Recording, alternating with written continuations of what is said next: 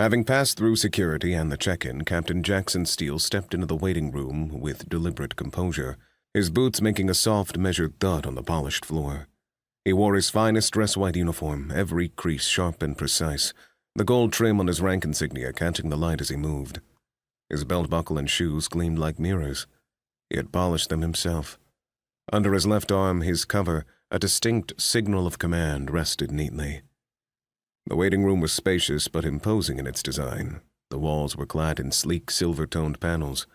Despite the polished surfaces, the lighting was calibrated to a soft warmth, avoiding the sterile and harsh glare common to other parts of the station, Starcom 1, Fleet's headquarters. On the far side of the room, a reinforced observation window framed a breathtaking view of Calandra, the jewel of the Miradorn star system, a virtual paradise of a planet, one that had been shaped and terraformed over the centuries. From this height, Steele could see the white clouds, the famed emerald seas, and the jagged continents. The sight would have been awe-inspiring in any other context, but today, it might as well have been a forgotten painting. No one in the room paid any attention to the view. The air was thick with unspoken tension.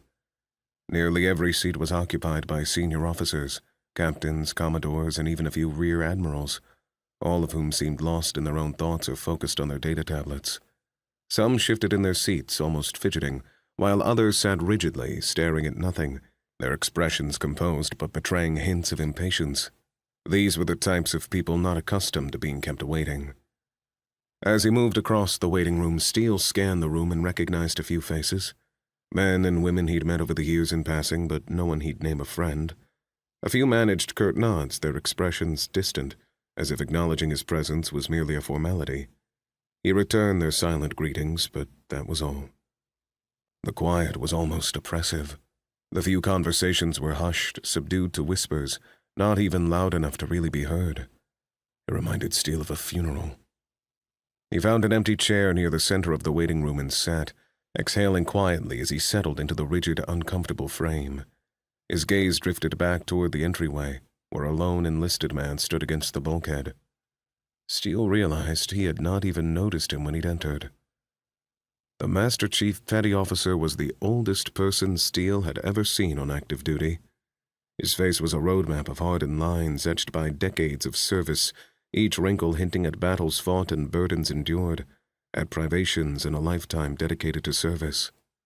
His frame, though no longer youthful, was solid and compact, hardened, with an aura of quiet strength.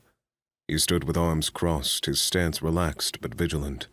His blue eyes, sharp and unforgiving, scanned the room with cold appraisal, silently dissecting each officer present, or perhaps disdaining them all.